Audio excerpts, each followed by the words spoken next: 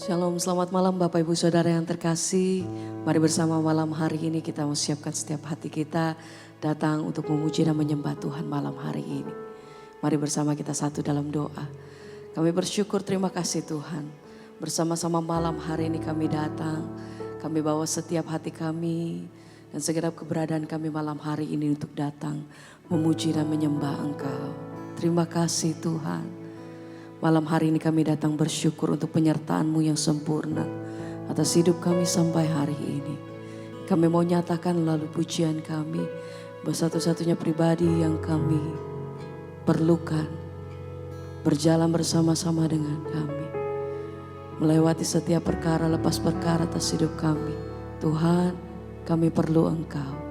Malam hari ini kami mau naikkan pujian kami dan menyatakan satu-satunya yang kami perlukan, kami butuhkan hanya Engkau Tuhan. Terima kasih buat kesetiaan-Mu Tuhan. Terima kasih Bapa, terima kasih Tuhan. Malam hari ini Engkau yang datang bersyukur. Naikkan pujian-Mu, mari sembah Dia. Katakan Tuhan terima kasih untuk penyertaan-Mu sempurna atas hidup kami sampai hari ini. Biar malam hari ini kami datang merendahkan diri di dalam kasih dan hadirat-Mu Tuhan. Kami bawa setiap hati kami, terima kasih. Oh, kami bersyukur, Kau terlalu baik, Kau sungguh baik. Haleluya, amin, terima kasih. Mari sembah. Lebih dari nafasku Bapa, ku perlukan kasih-Mu Bapa. Berjalan di samping-Mu Bapa, seumur hidupku. Lebih dari nafasku Bapa, kami perlukan kasih-Mu Bapa. Peganglah tanganku ya amin Bapa, amin untuk selamanya. Oh, mari lebih dalam katakan. Lebih dari nafasku Bapa, ku perlukan kasih-Mu Bapa. kami perlukan kasih-Mu, kami perlukan Berjalan jamaah-Mu, di kami samping perlu Engkau Bapa. Tuhan. Seumur Hidup selama-lamanya, oh, lebih dari nafasku Bapa, ku perlukan kasih-Mu Bapa. Peganglah tanganku ya Bapa, untuk selamanya.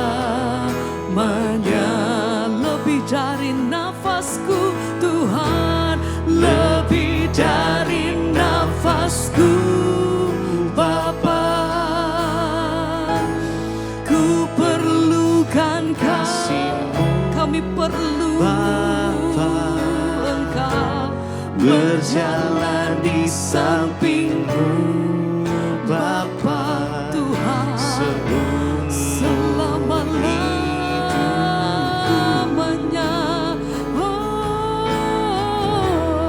lebih dari nafasku Bapa, kami perlukan ku perlukan kasih-Mu Bapa.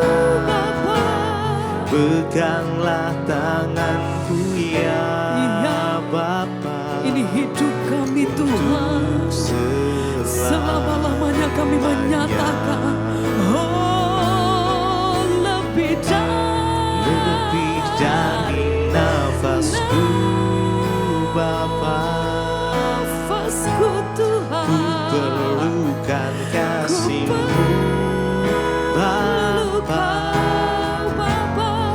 berjalan di samping-Mu Bapa, seumur hidupku. Selama ku hidup Tuhan, lebih dari nafasku Bapa, ku perlukan kasih-Mu Bapa. Peganglah tanganku ya Pegang Bapa, tanganku Tuhan selamanya. Oh Tuhan, pegang tanganku, pegang hidupku, berjalan bersama-Mu, melewati setiap perkara hidup kami. Kami tahu bahwa Tuhan tidak pernah meninggalkan kami. Engkau berjalan bersama dengan kami. Engkau yang bawa kami terbang tinggi, melewati setiap perkara kami Tuhan. Oh, kami percaya hanya kepada-Mu. Terima kasih.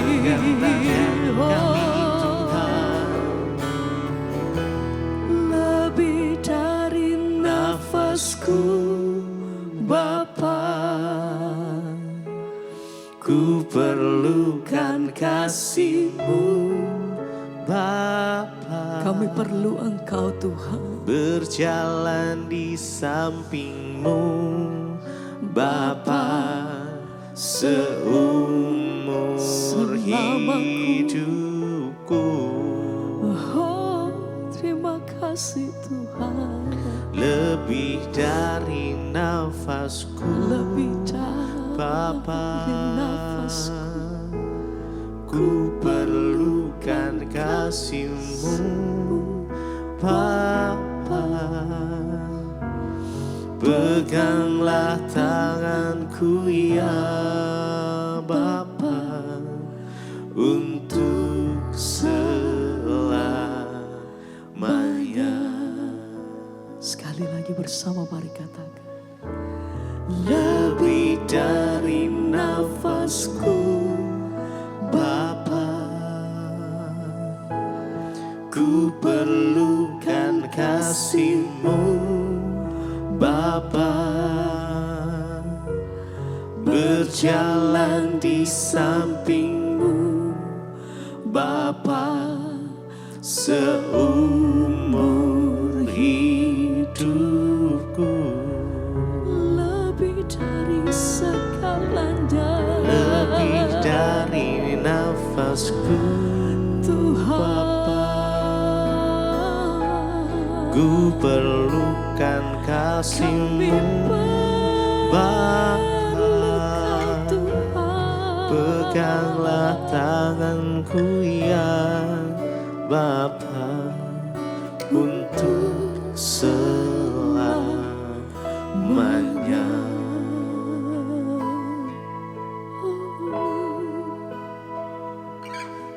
Selama kami hidup, kami perlu Engkau Tuhan. Karena kami tahu bahwa senantiasa Tuhan satu-satunya pribadi yang mengasihi kami, satu-satunya yang peduli akan hidup kami, satu-satunya pribadi yang mengerti akan setiap apa yang kami hadapi hari-hari, satu-satunya Tuhan yang tahu setiap hati kami. Engkau yang melihat kedalaman hidup kami, hati kami Tuhan. Berjalan bersama dengan Engkau adalah tempat perlindungan hidup kami sampai hari ini. Kami bersyukur, terima kasih Tuhan, terima kasih. Sebab itu hati kami nyatakan terima kasih Tuhan. Pimpin hidup kami selalu Tuhan, pimpin hidup kami senantiasa. Oh, bersyukur buat semua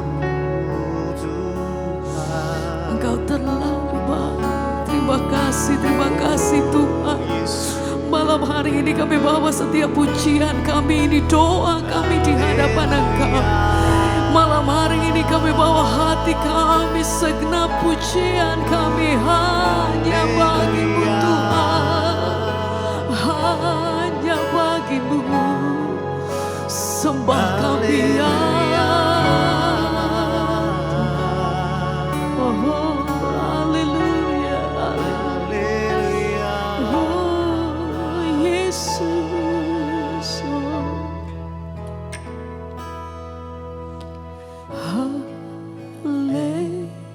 Haleluya, haleluya, haleluya. Pujian bagi anak domba, bagi anak domba yang duduk dan bertata, yang duduk di tahta. berkuasa Kau selamanya. Haleluya, Haleluya, haleluya. sembah Dia, nyatakan Bagi anak domba berkuasa selamanya. berkuasa Amin. selamanya. Haleluya. Sembah Dia, mari sama-sama. Haleluya. Sing haleluya. Haleluya. Hanya bagi-Mu Tuhan. Bagi anak domba Bertata, berkuasa, yang duduk di tahta. hanya bagi nama-Mu Tuhan. Haleluya. Sing haleluya, haleluya. Haleluya. Segala pujian hormat kami bagi Allah yang kudus. Bagi anak domba Layak Engkau disembah Tuhan.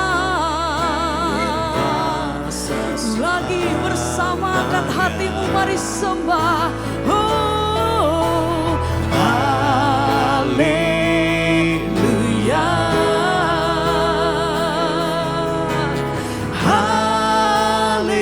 Haleluya. Bagi anak domba, bagi anak domba, Kau berkuasa yang duduk di tahta selama-lamanya. Haleluya. Ini setiap kami memuji-Mu, penyembah-Mu Tuhan. Kami berseru haleluya. Bagi anak domba berkuasa selamanya. Selama-lamanya kami menaikkan pujian dan penghormatan tertinggi kami bagi Raja di atas segala raja. Sebab Engkau yang layak terima pengagungan dari kami Tuhan.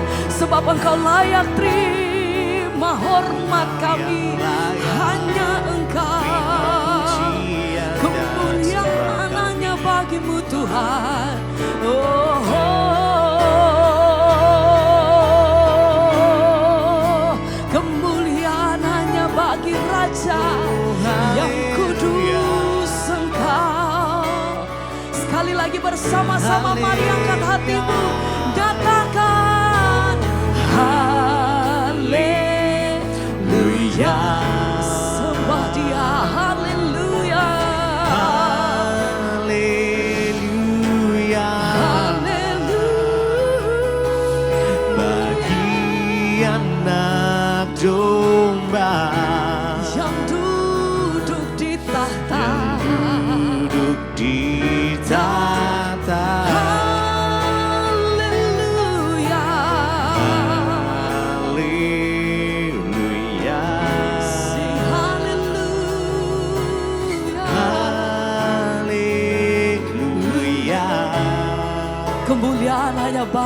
Tuhan. bagi anak domba. Oh, berkuasa Selamanya. Sekali lagi bersama-sama mari katakan Haleluya.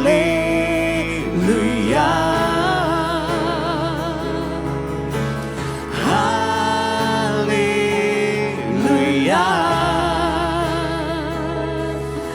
Bagi anak domba yang duduk di tahta. Haleluya.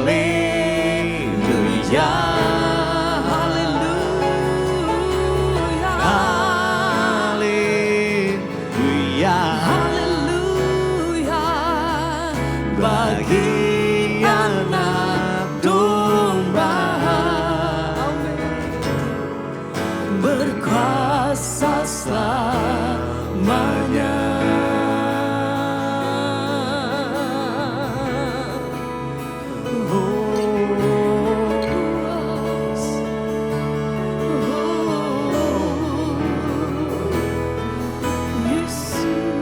Kami menyembah-Mu Tuhan malam hari ini. Biar Kau bertahta atas pujian penyembahan kami. Biarkan kami menyembah-Mu di dalam roh dan kebenaran. Menyembah-Mu di dalam roh dan kebenaran. Kami mau menyembah-Mu Tuhan dengan segenap hati kami. Datang menyembah-Mu, Kau yang layak disembah. Yesus, Kau yang layak disembah. Biarkanlah ku menyembah, walau tak dengan puisi yang indah. Biarkanlah kami menyembah-Mu Tuhan, memberikan hati ini ku berserah dengan penuh kasih sayang. Yes. Biarkan kami menyembah, biarkanlah ku menyembah, walau tak dengan puisi yang indah. Yes. Biarkanlah, mari dengan sungguh hati sembah Tuhan. Yes. Memberikan hati ini ku berserah dengan penuh kasih sayang. Biarkan Tuhan aku menyembah, biarkanlah kami sembah. Yes, Jesus. Walau tak dengan puisi yang indah, biarkan kami menyembah-Mu, memberikan hati ini ku berserah dengan penuh kasih sayang. Biarkan Tuhan aku menyembah, mari lebih lagi biarkanlah ku menyembah. Yes, kami sembah Engkau walau tak dengan puisi yang indah. Biarkanlah ku menyembah, amen, memberikan hati ini ku berserah dengan penuh kasih sayang. Biarkan Tuhan aku menyembah.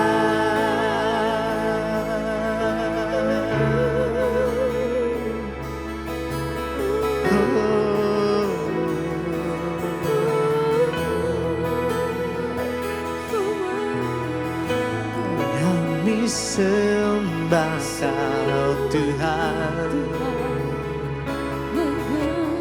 dengan segenap hati kami. Biarkanlah ku menyembah, walau tak dengan puisi yang indah. Biarkanlah ku menyembah, memberikan hati ini ku berserah dengan penuh kasih sayang. Biarkan Tuhan aku menyembah lebih lagi. Biarkanlah Ku menyembah, nikmati kasih Tuhan malam ini. walau tak dengan Jesus. puisi yang indah. Kami menyembah Engkau Tuhan. Biarkanlah ku menyembah, memberikan hati ini ku berserah dengan penuh kasih sayang. Biarkan Tuhan aku menyembah. Terima kasih Bapa, kami bersyukur kami boleh mengenal Engkau Tuhan Yesus Kristus sebagai Tuhan dan Juru Selamat dalam hidup kami. Terima kasih Tuhan, karena tanpa Tuhan Yesus kami binasa. Tanpa Engkau kami tersesat di jalan. Kami bersyukur di bulan Desember ini kami boleh memperingati Natal, kelahiran Kristus ke dalam dunia. Biarlah kami boleh sungguh-sungguh Tuhan membuka hati, menghargai kehadiran Tuhan dalam hidup kami. Berbicara bagi kami, sampaikan isi hati-Mu bagi kami, agar hidup kami, kekristenan kami boleh lebih lagi berkenan di mata Tuhan. Dan kami memasuki tahun yang baru dengan pengharapan yang baru. Urapi hamba-Mu yang tidak ada apa-apanya, urapi setiap kami. Dalam nama Tuhan Yesus, yang siap dengar firman Tuhan, katakan bersama, amin. Tepuk tangan yang meriah buat Tuhan Yesus. Silakan duduk. Bapak Ibu, Shalom. Apa kabarnya hari ini? Luar biasa. Tema firman Tuhan adalah Yesus Kristus itu juru selamat dan Tuhan. Salah satu yang sangat dibutuhkan bagi manusia di dunia ini adalah juru selamat, saudara. Ya, sebab kita tahu dari awal manusia itu telah jatuh ke dalam dosa dan kehilangan kemuliaan Allah. Dan akhirnya kita terpisah dari Tuhan. Adalah sebuah kemalangan bagi manusia ketika dia hidup terpisah dari Tuhan dan dia tidak tahu arah jalan mau kemana. Ketika saat itu dalam masa kegelapan, ya, nabi tidak ada lagi yang berbicara. Karena dari awal ketika Tuhan itu ingin menuntun manusia kembali kepada jalannya, dia berbicara, dirinya, bahkan malaikatnya, bahkan nabi-nabi diutus, dibunuh oleh manusia. Dan dulu saya pernah sharing dengan seorang sopir Grab, waktu itu saya pelayanan naik Grab. Dan sopir itu bilang, oh ibu Kristen ya? Iya. Terus ibu percaya bahwa Yesus itu Tuhan, dia jadi manusia? Saya bilang iya, saya percaya. Kenapa Tuhan jadi manusia, Bu? Lalu saya bilang, menurut Bapak Tuhan tuh berkuasa gak? Iya, saya tahu Tuhan berkuasa. Tuhan bisa jadi api gak? Bisa. Tuhan bisa jadi air nggak? Bisa. Tuhan bisa jadi udara nggak? Bisa. Kalau gitu saya tanya Bapak, menurut Bapak Tuhan bisa nggak jadi manusia? Lalu dia terdiam saudara. Dan saya bilang tadi Bapak bilang Tuhan berkuasa loh. Iya, berarti Tuhan bisa jadi manusia nggak? Bisa. Ya, dan dia membantah ucapan mulut yang pertama. Kita harus tahu firman Tuhan dan kita harus mengerti bagaimana memberikan pertanggungan jawab tentang iman kita kepada orang yang tidak mengerti. Lalu dia bilang, tapi kenapa Bu Tuhan harus jadi manusia? Begini Pak, saya bilang, kalau Bapak mau kasih tahu sama semut, dia jatuh kalau lewat sini. Kira-kira Bapak bilang sama semut tuh, semut kamu mau jatuh loh, dia ngerti enggak? Enggak. Kalau Bapak mau bicara sama semut, berarti Bapak harus jadi Tuhan dalam keilahiannya, dalam keperkasaannya, tidak dapat diselami oleh akal logika manusia yang begitu kecil dan terbatas. Mikirin jatuh tempo aja udah penuh otak kita. Ya Pak ya? Ya, mikirin utang aja udah gak bisa mikir kita. Apalagi mencoba memahami Tuhan yang begitu luar biasa dengan otak logika manusia. Gak bisa saudara. Jadi Tuhan harus turun sendiri dalam rupa manusia untuk menunjukkan jalan kebenaran itu. Untuk kasih tahu kepada manusia supaya mereka itu tidak celaka. Lalu dia tanya, kalau begitu Bu, kenapa Yesus mati? Dia kan Tuhan. Saya bilang, saya juga sama kayak Bapak dulu pemikiran saya. Orang Kristen tuh bodoh percaya Tuhan yang mati. Tapi Bapak tahu dalam sejarah manusia ketika Tuhan menurunkan hukum Taurat. Di dalam hukum Taurat dikatakan mata ganti mata, gigi ganti gigi, nyawa ganti nyawa. Tidak ada satupun penebusan yang bisa menyelamatkan manusia selain dengan nyawa, darah. Makanya dari zaman perjanjian lama ketika manusia berdosa, imam besar harus masuk ke ruang Maha Kudus untuk mempercikkan darah kambing, domba, ya untuk penghapusan dosa. Agar nyawa kita ini terbebas dari maut. Tapi karena manusia sudah terlalu berdosa dan tidak ada lagi darah kambing domba yang bisa menutupi dosa itu. Akhirnya Tuhan sendiri yang berinisiatif untuk menebus manusia. Karena dia tidak bisa menarik firman-Nya. Bahwa nyawa harus ditukar dengan nyawa. Makanya Yesus dikatakan anak domba Allah yang dikorbankan bagi manusia. Dan akhirnya Yesus mati di atas kayu salib. Darahnya tercurah. Dan ketika dia disalib, dia mati. Alkitab berkata tabir bait suci terbelah menjadi dua. Artinya apa? Tidak ada lagi pemisah antara kita dengan Tuhan. Dan Yesus datang sebagai juru selamat. Bapak Ibu tahu nggak juru selamat itu seperti apa? Saya kasih gambaran begini. Dalam sebuah perjalanan di kapal di laut, saudara, tiba-tiba ada anak kecil jatuh ke laut. Di situ ada seorang guru renang, guru. Dia teriak sama anak yang di bawah. Dek, tanganmu angkat begini, kakimu begini, ayo berusaha renang supaya kamu gak tenggelam. Kira-kira anak itu akan selamat gak ketika diajari guru? Enggak. Tapi di saat semua orang panik, tiba-tiba ada seorang bapak yang lompat dan terjun ke laut untuk menyelamatkan. Yang tadi itu guru renang, yang ini juru selamat. Kenapa dia terjun? Karena ternyata itu bapaknya. Yang jatuh itu anaknya. Amin. Ya, hanya bapak lah yang mau berkorban buat anak. Benar nggak? Bapak-bapak lain mau nggak berkorban buat anak orang? Kagak kan? Sudah kelihatan dari wajahmu. Ya, jadi saudara, dan yang juru selamat nih yang mana? Kalau dia cuma guru, dia mengajarkan cara untuk selamat.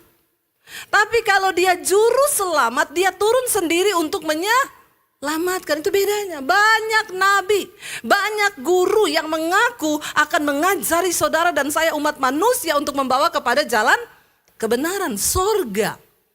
Tapi cuma Yesus yang turun dari sorga, yang bisa kasih tahu jalan ke surga. Karena tidak ada seorang pun yang pernah naik ke surga. Ya, seperti Tuhan Yesus. Dan hanya Dia yang datang dari surga yang sanggup menunjukkan jalan ke surga. Bahkan di kitab suci agama lain diakui bahwa Isa Al-Masih, Yesus Kristus dikandung oleh Roh Hulullah di dalam kandungan Maryam. Dia tidak lahir secara persetubuhan biasa manusia dengan manusia. Semua nabi dilahirkan oleh proses persetubuhan pembuahan antara sel telur dan sperma. Tetapi Yesus, Dia lahir dikandung oleh Roh Hulullah, yaitu Roh Allah, Roh Kudus yang ada di dalam kandungan Maria. Dan Dia lahir ke dalam dunia. Lalu sekarang ketika Yesus sebagai Tuhan yang adalah juru selamat sudah datang menyelamatkan saudara dan saya, bagaimana respon kita? Kalau mendengarkan pengajaran Injil itu jangan setengah-setengah. Yang diselamatkan adalah yang percaya, menerima Yesus dan hidup sesuai dengan perintahnya. Jangan berhenti dengan hanya menerima Dia, berarti selamat. Saya mau tanya Bapak Ibu, kalau kita punya anak, dia ngaku kita orang tua kita, tapi dia nggak mau dengar omongan kita, Bapak Ibu marah nggak? Marah nggak kira-kira? Dia pulang makan ini terus dikasih tahu, ngapain lo kasih tahu gua? Kan hidup urusan gua. Saya bilang sama anak-anak saya, selama kamu masih tinggal di rumah ini, kamu ngakui mami papi orang tuamu, maka kamu harus nuruti aturan kita. Kalau tidak, keluar kamu dari rumah ini. Iya nggak Bapak-Bapak? Supaya mereka tidak menjadi anak-anak gampang. Banyak orang Kristen mengaku Tuhan adalah bapaknya, tapi kurang ajar sama Tuhan. Nggak pernah nurut sama firman Tuhan. Berbuat dosa terus, selingkuh terus, ya, melakukan segala macam yang jahat. Judi jalan terus, kepahitan jalan terus, semua jalan terus. Tapi mengaku Tuhan itu bapaknya. Maaf, makanya Yesus berkata, di akhir zaman nanti, satu saat ketika Yesus datang kali yang kedua, banyak orang akan berkata, Tuhan, Tuhan. Bukankah kami bernubuat demi namamu, melakukan mujizat demi namamu? Tuhan bilang, disitulah aku akan berterus terang kepadamu. Bukan yang berseru padaku Tuhan, Tuhan yang akan masuk dalam kerajaan Allah, tapi mereka yang melakukan kehendak Bapa. Nggak cukup jadi Kristen. Nggak cukup hanya berkata Yesus juru selamat. Tapi kita perlu menerima Dia dengan hati dan hidup sungguh-sungguh mengikuti semua perintah dan ajarannya, saudara. Karena tidak mudah loh. Mati bagi orang berdosa itu nggak gampang, saudara. Coba kita lihat bersama Roma pasal yang ke-5, saudara. Roma pasal 5 mulai ayat yang ke-5 sampai ayat yang ke-11. Roma 5 ayat yang ke-5 kita baca bersama. Kalau kita ini ikut Yesus, menaruh harap kita pada Yesus, menerima Dia sebagai Tuhan dan Juru Selamat, maka kita terima pengharapan. Ya, dan pengharapan dalam Kristus itu seperti apa? Baca bersama. Dan pengharapan tidak mengecewakan, karena kasih Allah telah dicurahkan dalam hati kita oleh Roh Kudus yang telah dikaruniakan kepada kita. Yesus memberi pengharapan kepada kita yang tidak pernah mengecewakan. Beda dengan manusia, karena manusia itu suka PHP. Apa itu PHP? Pemberi harapan palsu. Lihat kanan kirimu, ada nggak yang PHP? Iya, kadang suami bisa PHP istri loh. Ya, contohnya bagaimana? Suami bilang, nanti bulan Desember kamu terima gaji 13. Ternyata giliran Desember gajinya cuma sampai 11. Jangankan 12, 11 tok. Ditanya istrinya, mana gaji 13? Yang 12 aja buat bayar cicilan. Ini PHP. Ibu-ibu sering gak di PHP suami? Enggak ya? Haleluya, ibu-ibu di sini memang semua memang sudah luar biasa, Pak. Ini memang benar-benar victorious family. Ya, sudah family yang berkemenangan. Nanti pulang urusan sendiri-sendiri di rumah. Kalau di sini banyak pencitraan. Ya, sering kali bahkan orang tua bisa PHP anak. Anak juga bisa PHP orang tua. Makanya Alkitab bilang jangan menaruh harap pada manusia, karena kau pasti kecewa. mengecewa. Ya, yang wanita-wanita di sini jangan terlalu percaya sama cowok hidung belang di sana yang memberikan janji-janji palsu. Ya, yang kita butuhkan sekarang bukan janji, tapi bukti. Ya, bukan janji. Tetapi Yesus dikatakan memberi sebuah pengharapan dan pengharapan itu tidak mengecewakan. Walaupun hari ini engkau belum lihat. Saya ikut Tuhan tuh lama loh saudara, dari tahun 95 loh. Hidup saya susah terus. Susah terus. Saya sering kali bertanya, Tuhan, di mana janji-janji yang Engkau berikan sama saya dulu? Tapi di tengah kesusahan kami, kesulitan kami, nggak punya uang, mau beli susu anak nggak ada uang, saya nggak pernah pinjem sama orang. Saya nggak pernah pinjem sama mertua. Saya nggak pernah telepon orang tua saya buat susu anak, nggak ada duit, tidak pernah. Saya cuma berharap, Tuhan, janjimu itu ya dan amin. Dan waktu imanmu teruji, maka engkau akan melihat Tuhan menyatakan semua pengharapan itu menjadi bukti dalam hidupmu. Amin. Karena namanya pengharapan belum dilihat. Tapi tetaplah berharap.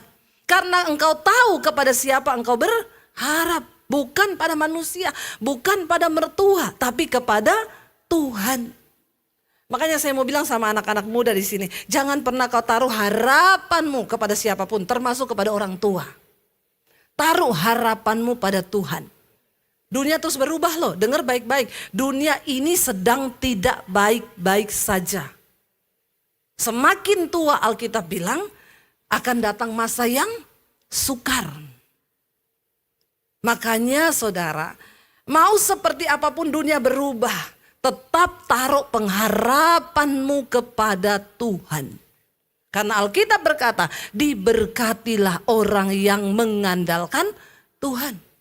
Ya, seringkali orang muda bertanya sama saya, Bu, ke depan nih bagaimana ya? Kita ini rasanya anak muda mau kerja mau apa? Saya selalu bilang, bahkan sama anak-anak saya bilang, yang penting satu hal, kamu harus menghormati Tuhan. Hidup hormati Tuhan dan taruh harapanmu kepada Tuhan, sebab Dia dapat melakukan segala yang di luar batas kemampuan kita. Kau boleh cari ilmu sampai tinggi anak-anak muda. Mulai S1, S2, S13, S21, S23 kayak Samsung gak apa-apa. Tapi ingat, jangan pernah taruh harapanmu kepada kepandaianmu. Jangan pernah taruh harapanmu pada titelmu, kepada sekolahmu. Mau dimanapun engkau bersekolah. Kalau kau hidup tidak menghormati Tuhan, maaf, tidak ada jaminan masa depan. Karena dengan jelas Alkitab berkata, diberkatilah orang yang mengandalkan Tuhan. Yang menaruh harapannya pada Tuhan, ia akan seperti pohon yang ditanam di tepi aliran air. Amin. Jangan pernah hidup tidak menghormati dan mengandalkan Tuhan. Lalu dikatakan di sana pengharapan kita itu tidak mengecewakan. Karena apa? Waktu kita masih lemah, ayat berikutnya baca bersama. Karena waktu kita masih lemah, Kristus telah mati untuk kita orang-orang durhaka pada waktu yang ditentukan oleh Allah. Lalu ayat berikutnya ayat 7 berkata, ya di sana dikatakan ayat 7, sebab tidak mudah seseorang mau mati untuk orang benar. Tapi untuk orang tetapi mungkin untuk orang baik ada orang yang berani mati. Lalu ayat yang ke-8 berkata, akan tetapi Allah menunjukkan kasih-Nya kepada kita oleh karena Kristus telah mati untuk kita ketika kita masih berdosa. Bapak Ibu, untuk orang benar itu jarang orang mau mati saudara. Misalnya contoh, ada orang divonis hukuman. Kita tahu dia ini benar, semua kita tahu dia benar. Ya, dulu ketika Pak Ahok disidang saudara. Dia benar, tapi nggak ada orang yang berani pasang badan, saya mau membela Ahok habis-habisan karena dia benar. Pokoknya nggak boleh begini. Kita pasti orang, apalagi zaman sekarang, nggak usah ikut-ikutan lah, biarin aja. Daripada kita juga ikut terseret. Bahkan untuk orang benar, sedikit orang yang mau berkorban. Tapi untuk orang baik, ada orang berani mati untuk orang baik karena dia baik. Saya dulu pernah cerita di sini, papi saya itu dulu Di Poso ya kerja di Syah Bandar, papi saya di kantor Syah Bandar tuh ngurusi kapal. Jadi ada satu pengusaha dari Jakarta itu dia sering ya kalau muat kapalnya itu papi saya yang urus. Pengusaha ini baik sekali saudara. Kalau datang ya suka bawa oleh-oleh, ngasih duit, semua sopir, semua orang tahu dia baik. Satu kali ketika dia nyetir, ketika dia pergi ke luar kota dengan sopirnya, dia bilang sama sopirnya gini, Pak saya tuh ngantuk kalau enggak nyetir. Saya nyetir mobil boleh nggak? Bapak pindah aja di belakang. Lalu sopirnya bilang, aduh Pak saya pekewo gimana ya, Bapak kan bos, masa saya yang Bapak nyetir, nggak apa-apa supaya saya tuh enggak ngantuk. Dikasihlah saudara, waktu dia nyetir pas dalam keadaan sepi, dia ngebut, ada anak kecil menyeberang jalan ditabrak mati di tempat. Langsung sopir itu turun, Bapak ini ditarik keluar, Bapak pindah ke belakang, saya duduk di setir supaya kalau ada masa datang, orang kampung datang, mereka tahu saya yang nabrak.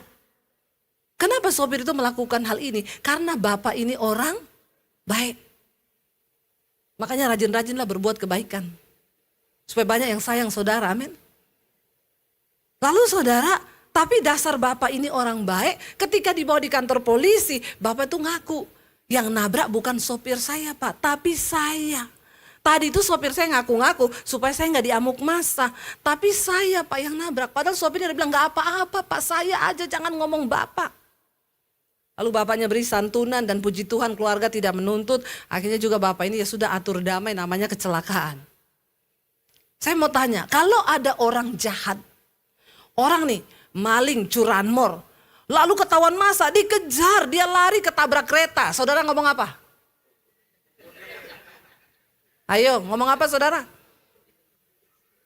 Iya kejar maling, keserempet. Iya malingnya jatuh. Saudara ngomong apa? Ya kapok rasain lu. Kalau masih hidup kenapa nggak mati sekalian? Itu kan kita toh. Mana ada orang mau mati untuk orang berdosa. Yang ada kita lihat orang berdosa kita kutuki biar mati. Tapi Tuhan Yesus juru selamat. Dia bahkan mati bagi kita ketika kita ini dalam posisi berdosa. Itu adalah juru selamat. Dia menggantikan posisi kita tergantung di kayu salib. Binasa mati kena penghukuman. Dan dia gantungkan dirinya di sana supaya saudara dan saya tidak binasa. Melainkan beroleh hidup yang kekal. Setelah kita menerima Tuhan Yesus sebagai Tuhan dan Juru Selamat. Dan kita tahu dia bayar semua utang dosa kita. Dia bayar semua harga yang harusnya dia tidak bayar. Dia yang mulia dikatakan, dia Allah tapi dia turun ke dalam dunia. Mengosongkan dirinya, mengambil rupa seorang hamba. Dia dikuasai daging tapi dia terbukti tidak melakukan perbuatan daging. Dia 100% Tuhan, tapi dia 100% manusia yang bisa merasakan kelemahan-kelemahan daging kita. Dia matikan semua kutuk daging di atas daging. Dan di atas kayu salib, dia mati tergantung. Kenapa Yesus mati? Sekarang saudara tahu jawabannya. Kalau ada orang yang tidak percaya Yesus bertanya, kenapa dia Tuhan harus mati? Karena dosa kita lah yang ditanggungnya. Karena penghukuman kita lah yang diambilnya. Saudara, ketika saudara tahu ada orang yang mau berkorban buat hidupmu, bagaimana responmu? Apakah engkau masih terus dengan sengaja hidup di dalam dosa? Apakah engkau masih terus sengaja tinggal di dalam kepahitan, di dalam hawa nafsu, di dalam hal-hal yang tidak berkenan pada Tuhan? Apa responmu? Jangan cuma bilang sekali Yesus percaya kau selamat. Maaf, saya harus menyampaikan ini di penghujung tahun ini. Bersyukur kalau kita masih bisa masuk ke tahun yang baru di 2025 nanti. Jangan jadi Kristen yang cuma bikin panas kursi gereja dan hidupmu gak pernah berubah. Ada orang-orang yang bangga gini, oh saya gak pernah bolos, tiap hari Minggu 2 jam ibadah. Maaf, kalau kau cuma datang gereja tiap hari Minggu 2 jam, hitung dalam 365 hari, kau cuma beri waktu bagi Tuhan 4 hari tok. Pertanyaan saya, yang 361 harinya kemana? Bagaimana kau beri makan manusia rohmu? Apa yang kita sungguh-sungguh lakukan? Apa yang sudah kita perbuat untuk membalas kasih Tuhan? Apakah hidup kita nggak pernah berubah? Kita cuma dengar firman masuk telinga kanan, keluar telinga kiri. Jangan bilang saya tidak mengingatkan saudara. Setiap khotbah di sini mengingatkan kita untuk bertobat. Coba kita buka Titus pasal yang kedua. Ayat yang ke-11 sampai ayat yang ke-15. Titus 2 ayat 11 sampai ayat yang ke-15. Setelah kita diselamatkan, apa yang harus kita lakukan? Mari kita baca bersama. Karena kasih karunia Allah yang menyelamatkan semua manusia sudah nyata. Lalu untuk apa kita ini menerima keselamatan itu? Baca ayat yang berikutnya.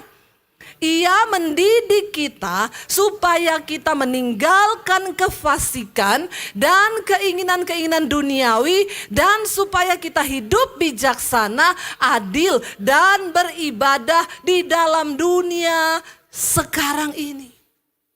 Jangan tinggalkan ibadahmu. Tetaplah beribadah di akhir zaman ini. Apa itu ibadah? Ibadah bukan hanya duduk di gereja setiap hari Minggu. Ini juga ibadah. Tapi Roma 12 berkata, ibadah yang sejati itu adalah apa? Persembahkanlah tubuhmu sebagai persembahan yang hidup, yang berkenan kepada Allah, yang kudus. Itu adalah ibadah yang sejati. Tinggalkan keinginan-keinginan duniawi. Udah mau kiamat saudara, masih banyak orang dugem. Saya tuh kalau sama suami saya lewat di PIK 2 sana itu kan banyak tempat dugem ya. Suami saya bilang, tuh orang masuk ke dugem. Dan saya lihat model-modelnya itu orang Kristen. Banyak orang Kristen dugem loh. Atau ada di sini, tolong angkat tangan. Bersaksi ke sini, apa yang kau dapat di dugem itu? Saya pengen tanya saudara. Apa sih yang kamu dapat datang di dugem itu? Orang-orang itu gak takut Tuhan loh. Sudah mau waktu-waktu yang terakhir. Kenapa masih hidup dalam hawa nafsu daging yang membinasakan? Ya, anak-anak muda tuh banyak yang dugem. Duitnya pas-pasan. Nggak tahu diri. Bapak-bapak juga banyak yang dugem. Kalau ada bapak-bapak yang dugem, bertobat kau pak. Nggak tahu diri kau. Udah tua, bentar lagi di absen. Jangan bikin dosa terus. Ayo bertobat. Karena ayat ini berkata, kenapa kita menerima kasih karunia? Supaya kasih karunia itu, Allah itu mendidik kita untuk meninggalkan kefasikan.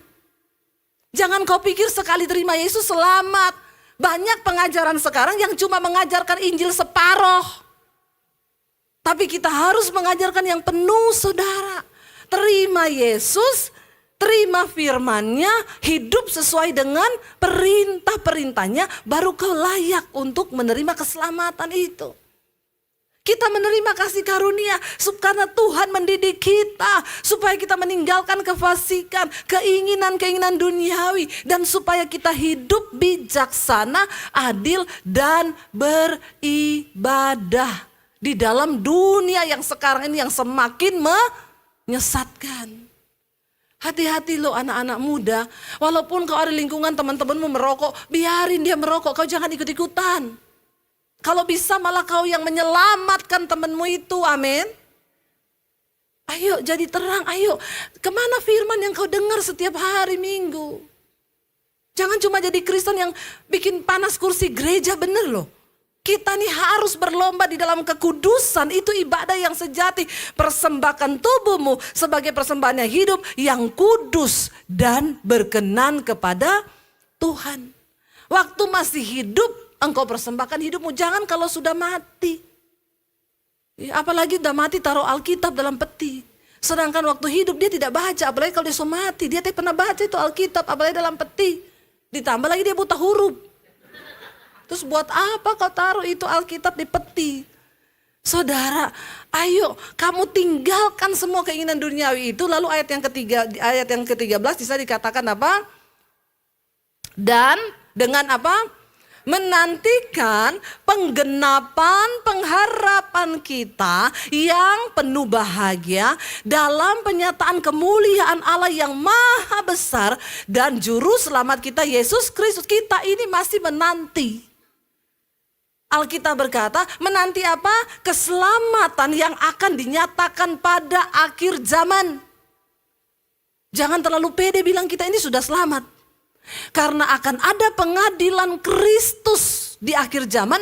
Yesus sudah datang sebagai juru selamat di awal. Tapi kita bisa membuang keselamatan itu karena kita tidak meresponi Tuhan.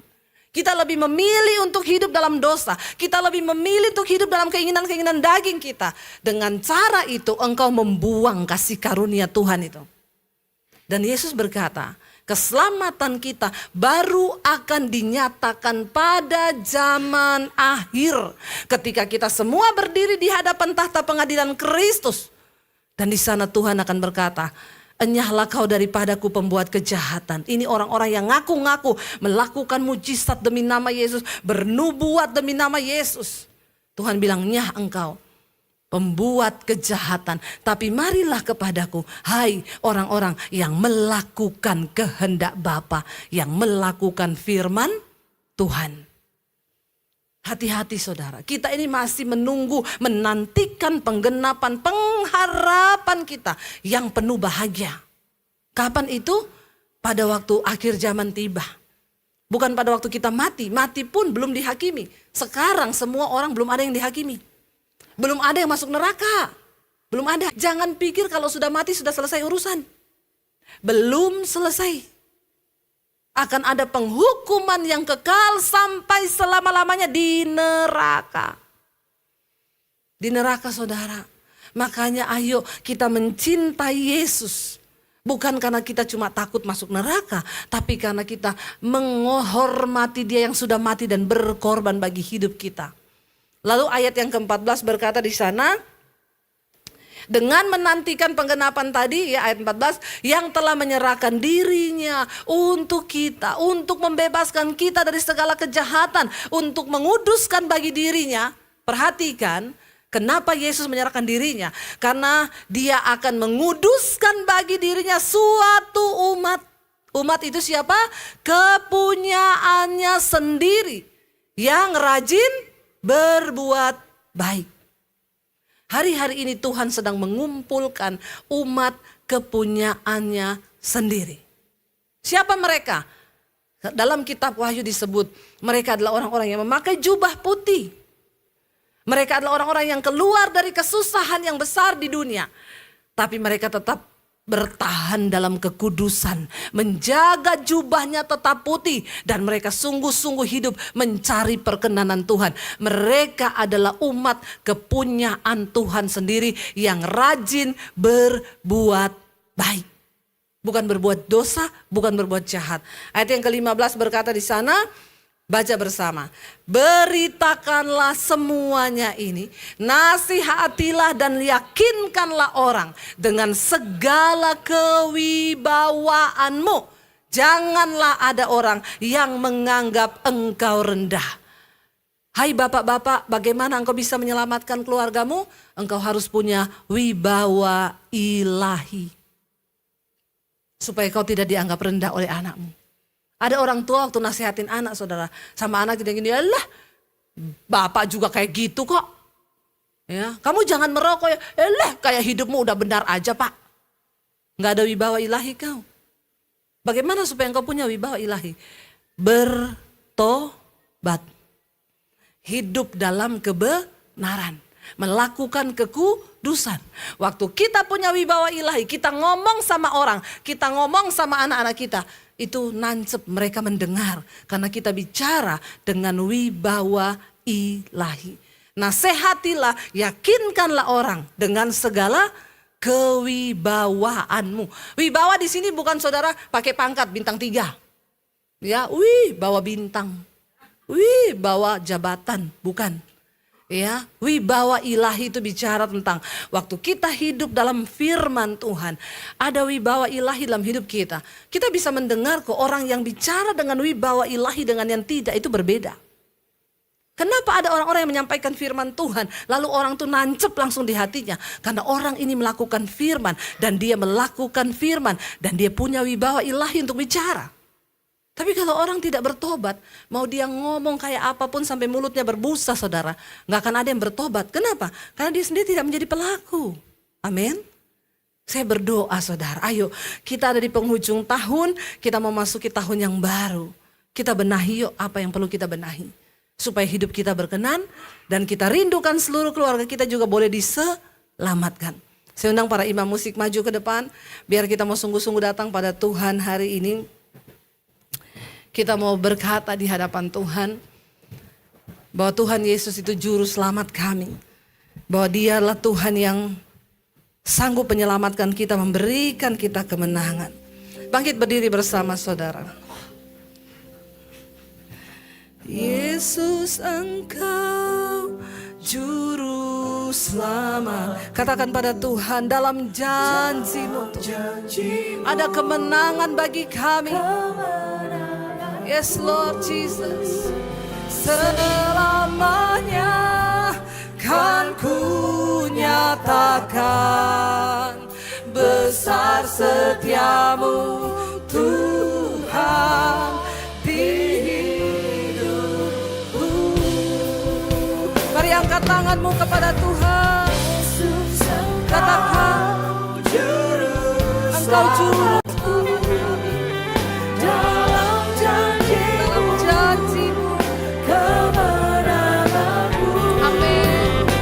Selamanya kan ku nyatakan besar setiamu Tuhan di hidupku. Lagi Yesus Engkau juru selamatku. Dalam janji-Mu kemenangan kemenanganku. Yes Lord. Selamanya kan ku nyatakan besar setiamu Tuhan di hidupku. Mari kita tutup mata dalam hadirat Tuhan saudara. Seberat apapun pergumulanmu hari ini, mungkin engkau sedang berjuang melawan keinginan-keinginan daging, keinginan-keinginan duniawi yang mencoba menyeret kita untuk jauh dari Tuhan. Tetaplah berpegang pada pengharapan bahwa satu saat Yesus akan datang kembali. Dia yang sudah rela menyerahkan nyawanya untuk saudara dan saya.